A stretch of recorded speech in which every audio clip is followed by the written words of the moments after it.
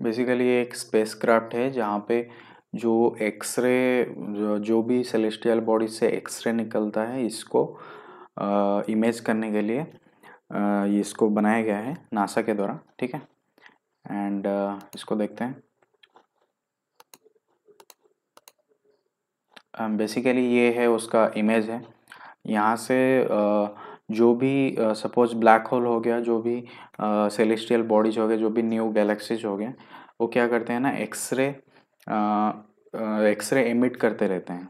उसी एक्सरे को ये क्या करेगा, कैप्चर करके उनका जो ओरिजिन है उसको पता करने की कोशिश करेगा। क्योंकि ये जो न्यूट्रॉन स्टार्स होते हैं और ब्लैक होल्स होते हैं, ये क्या होता है ना, उनके पास एक्सट्रीम एनर्जी होता है। तो एक्सट्रीम एनर्जी की वजह से वो एक्सरे एमिट करते हैं। उसी एक्सरे को ये कैप्चर करके ये क्या करेगा, इसका जो ओरिजिन है वो पता करने की कोशिश करेगा। इसका बेसिक जो मोटिव है ये है कि इसका जो अपना जो यूनिवर्स का ओरिजिन है इसे ये पता करना चाहते हैं, ठीक है। All the space missions are related to, I mean it is curious about the origin of the universe, okay. सो ये है उसका जो मिशन का इमेज है, ओके।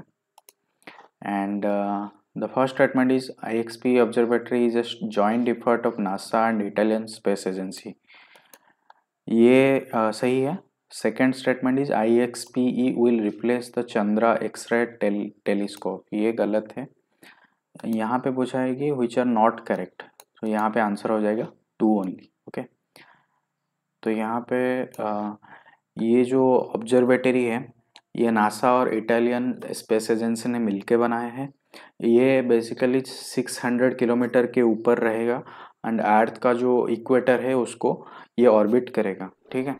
एंड ये 40 सेलेस्टियल ऑब्जेक्ट को स्टडी करने के लिए बनाया गया है। इन फर्स्ट ईयर इसका टारगेट रखा गया है कि it will study 40 celestial objects, जैसे कि हो गया ब्लैक होल्स हो गए, जैसे कि हाई एनर्जी स्टार्स हो गए, न्यूट्रॉन स्टार्स हो गए, ये सब से जो एक्सरे आता है ये इसको स्टडी करेगा, ठीक है। एंड सेकेंड स्टेटमेंट इसलिए गलत हुआ क्योंकि ये चंद्रा एक्सरे ऑब्जर्वेटरी जो है ये इसको रिप्लेस नहीं कर रहा है। यहाँ पे पूछा है replace, IXP will replace the Chandra X ray observatory, ये रिप्लेस नहीं कर रहा है, ये बेसिकली उसको कम्प्लीमेंट करेगा, ये उसको हेल्प करेगा जो भी मिशन है उसको अचीव करने में, ये उसको रिप्लेस नहीं कर रहा है, ठीक है, okay. So the next question is about 3 government scheme यहाँ पे दिया हुआ है एंड उसका जो ऑब्जेक्टिव है वहाँ पे दिया हुआ है। यहाँ पे द पहला जो गवर्नमेंट स्कीम दिया हुआ है, नई मंजिल, provide formal school education and skilling of school drop outs.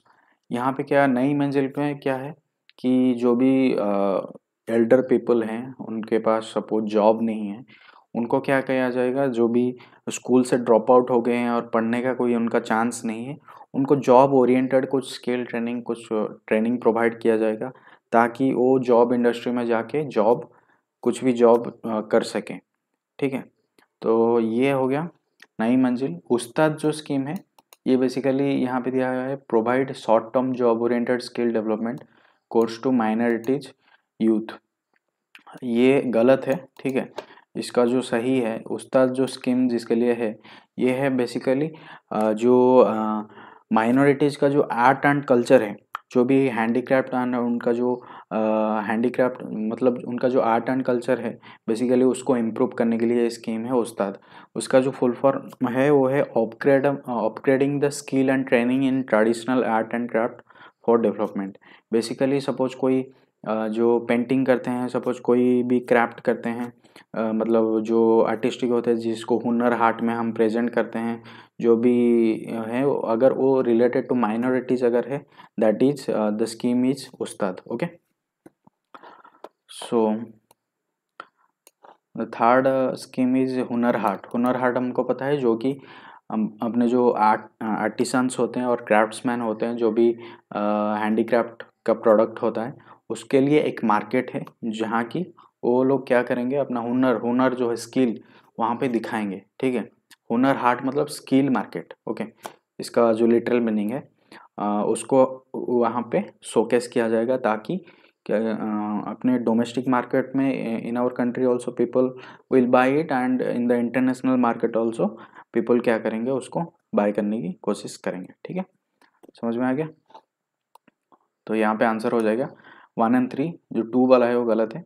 2 वाला उसका जो स्कीम है ये है for the minorities, and minorities का आर्ट एंड क्राफ्ट को डेवलप करने के लिए है। यहाँ पे दिया गया है कि जॉब ओरिएंटेड स्किल देने के लिए, ये गलत है। ठीक है, अभी चलते हैं तीसरे क्वेश्चन पे।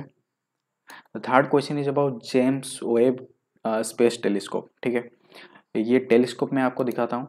ये है सॉरी सो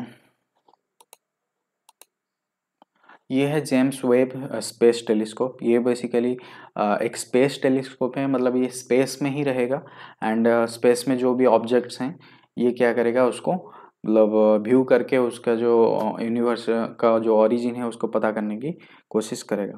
ये बेसिकली हबल जो स्पेस टेलीस्कोप पहले से था, that was a magnificent space telescope, उसका सक्सेसर है, उसके बाद आया है ये। ठीक है, एंड सो यहाँ पे पहला जो स्टेटमेंट दिया हुआ है, it is considered a successor of Kepler mission, ये गलत है।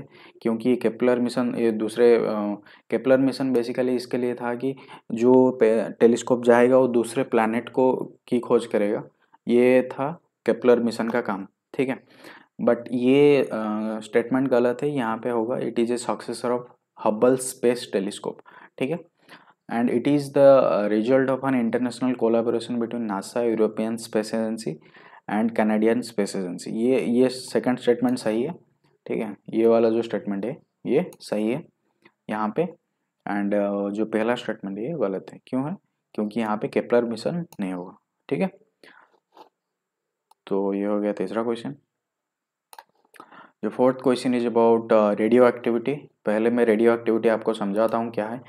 अगर मान लो एक ग्रुप ऑफ एटम्स हैं, मतलब कोई भी मैटर है, सपोज मैं ये पेन को दिखा रहा हूँ, ये पेन है, तो इसमें बहुत सारे एटम्स हैं। ठीक है, ये जो एटम्स है, एटम में क्या होता है, एक प्रोटॉन होता है, एक इलेक्ट्रॉन होता है। ठीक है, तो क्या होता है, जो प्रोटॉन होता है वो क्या होता है, एटम के बीच में होता है, जहाँ जिसको हम न्यूक्लियस बोलते हैं, और जो इलेक्ट्रॉन होता है वो एटम के बाहर होता है। तो क्या होता है ना, जब भी कोई मटेरियल, सपोज इसको मैं एनर्जी दूँ, अभी हीट एनर्जी दूँ, तो क्या होगा, वो इलेक्ट्रॉन जो बाहर होगा वो क्या होगा, रेडिएट हो जाएगा।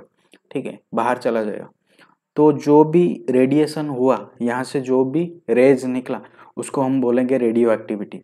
ठीक है, क्या बोलेंगे, रेडियो एक्टिविटी।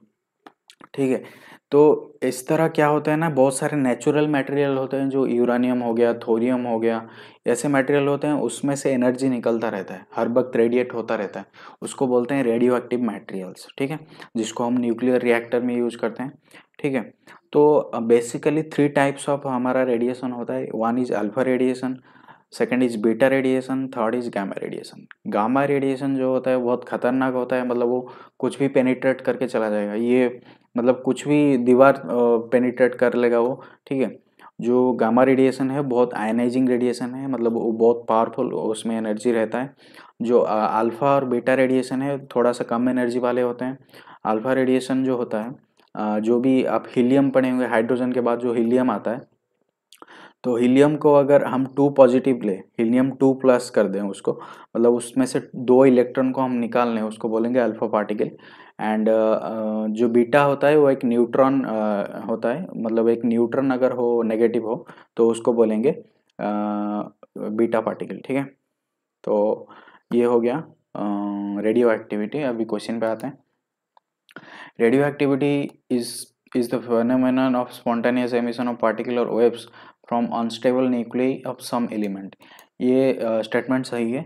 सेकेंड स्टेटमेंट कहता है कि ये small amount of radioactive radiation is found in some types of water also.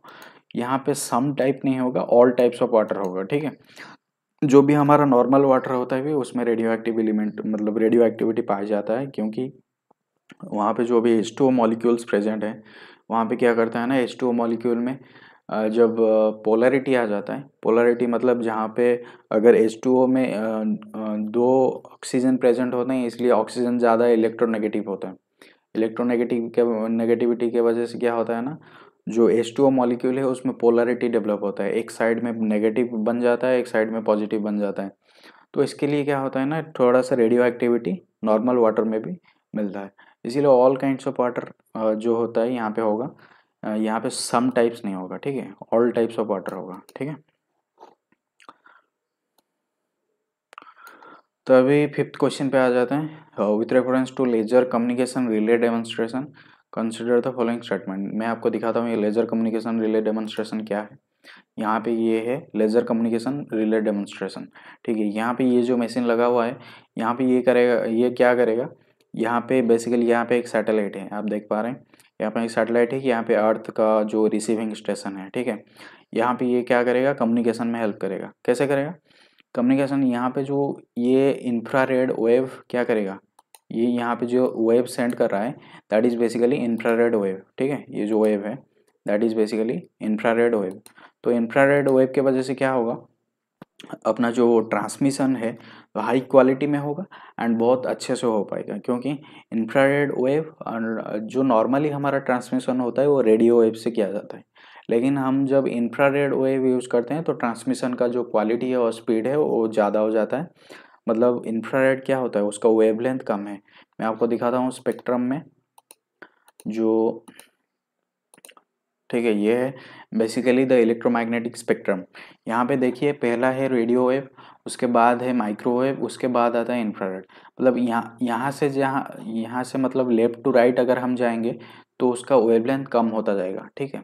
Left to right wavelength कम होता जाएगा, तो क्या होगा, रेडियो वेव का वेवलेंथ ज़्यादा है, और उसके बाद माइक्रोवेव है, उसके बाद है इंफ्रारेड। इंफ्रारेड का वेवलेंथ थोड़ा सा रेडियो वेव से कम है। जितना वेवलेंथ आपका कम होगा उतना ट्रांसमिशन अच्छा होगा और बैंड विड्थ उतना ही ज़्यादा होगा। आप कभी, मैं अगर एक एग्जांपल दूँ 3G 4G के बीच, 3G में क्या होता है ना, बैंड विड्थ कम होता है, 4G में बैंड विड्थ क्या होता है, ज़्यादा होता है। इसलिए क्या होता है, हम ज़्यादा अच्छे से इंटरनेट को यूज़ कर पाते हैं, मतलब उसका स्पीड ज़्यादा होता है, ठीक है, ट्रांसमिशन ज़्यादा होता है।